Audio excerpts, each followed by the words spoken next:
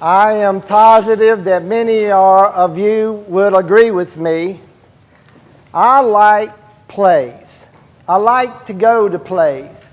It doesn't make any difference what the play is, what it's about, or where it is. I just really enjoy going to plays. And one of the reasons I like going to plays is because people are out there taking a risk. It is alive. In movies, if they make a mistake, they can do it over again. Or if there's something out of place, they can stop the scene and put something back in place. And so it's kind of perfection that's not real. In a play, people are out on the stage and they have one shot at their lines. And that excites me. To watch them and see how they do, because they have to not only know their lines, but they have to react to the other characters. They have to listen to the orchestra. They have to listen for their cues to do this or that. And so I'm impressed. As you might know, I get a little bit puffy sometimes about being able to preach without notes. But I get humbled when I go to a play, because my sermons are usually just 5, 6, 7 minutes.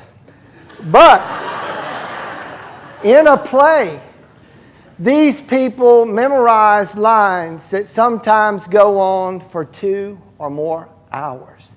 I'm impressed. I'm impressed. And so I enjoy going to plays. But my favorite spot to go and see a play is the Fox. Even if you go to a play that may be a little bit boring or you don't like it very much, that doesn't matter. You can sit there in awe and enjoy the beauty of that restored theater.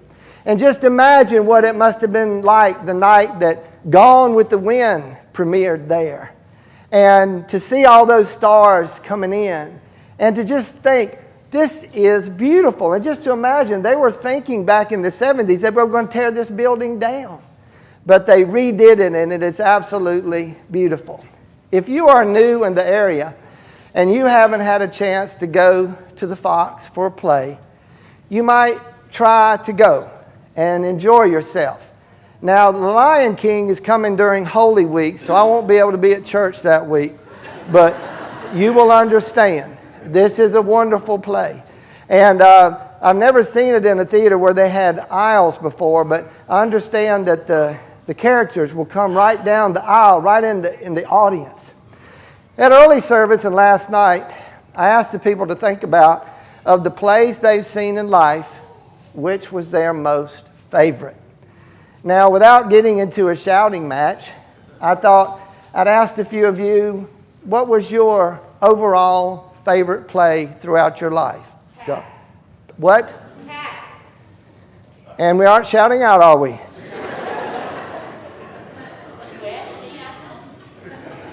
I was asking Elaine. Oh, what was your favorite play? Yeah, okay. That was a good play. I didn't get to see that. Well, that was nice. What was your favorite play? Les Mis? Oh, gosh. In London. I saw that in London on New Year's Eve. It was awesome. Awesome, awesome. Anybody else? Huh? Phantom of the Opera.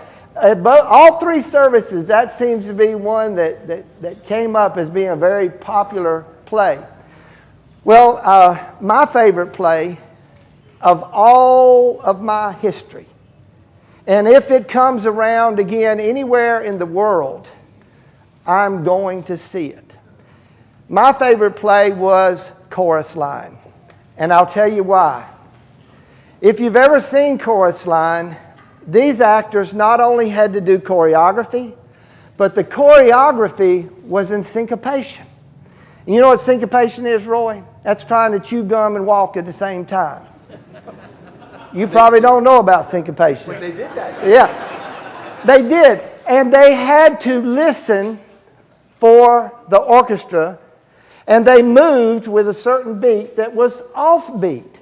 And that is incredible. Not only did they had to act, but they had to memorize their lines, and they had to dance all at the same time. Another play that I really enjoyed, and it had a whole lot of value to it, was the Passion Play at Oberammergau. I think a lot of you have probably seen that. Back in 1663, the plague was making its way to this town. And they prayed that if God would spare this town from the plague, that they would do the Passion Play at least once a decade. And it's about a 5-hour play, and it is a complete telling of the story of the passion of Jesus Christ. And what could be more valuable, what could have more value than to put on a performance where people come from all over the world to see on stage the good news of the resurrection of Jesus Christ?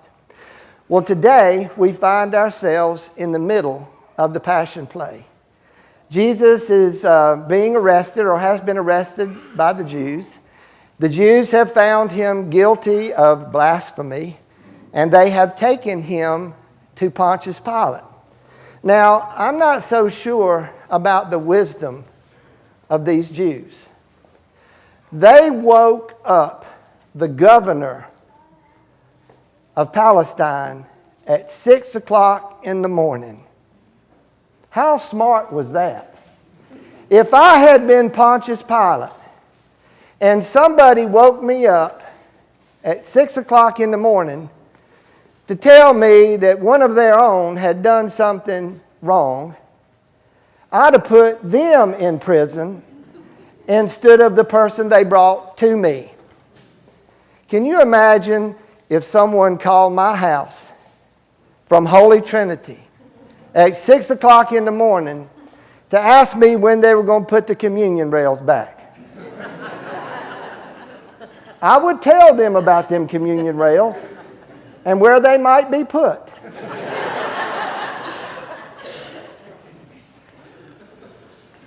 So Pilate calls Jesus in, and he says, "Are you a king?"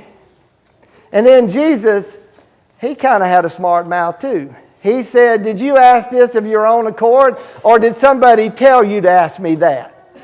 Well, I don't know about that, Jesus. This is the governor of Palestine. I'd be a little bit more, congenial there.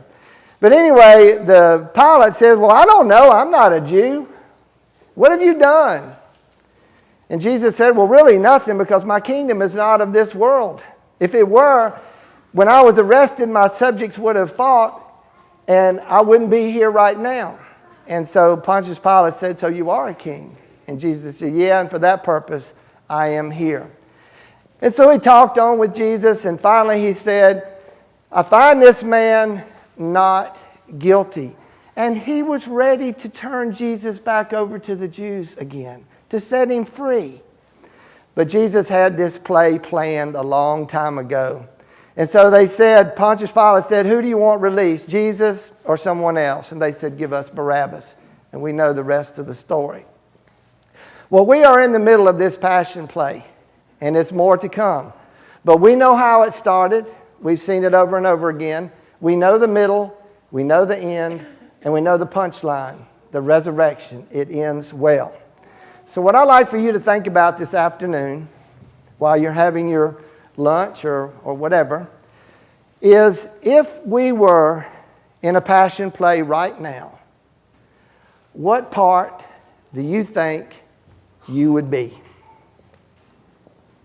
What part would you play? Would you be Judas or Peter or John? Would you be Pontius Pilate? Who would you be if the Passion Play were today? Well, I've got some good news and I've got some bad news for you. The bad news is this: not yesterday, not today, not tomorrow would you have any part in this play. We do not qualify. This play is God's plan of salvation. And you and I play no part in that plan. Now, why is that? How come we don't have a part? Well, think about it. When you go to a play at the Fox or any place else, what do? All we do at a play is go in, give our ticket, sit down, and enjoy the performance. What I do is I go in early, and I sit down, and I have an end seat at the Fox. And I complain about all the people that come in 5 minutes after the play has started and go in front of me. And I want to say to them, where were you raised? I don't think those things. No, not your pastor. But anyway, we are in the middle of the play in which we have no part except to sit back, celebrate, relax, and enjoy the fact that from the beginning of time, God has it all taken care of. Even our admission to this play is free.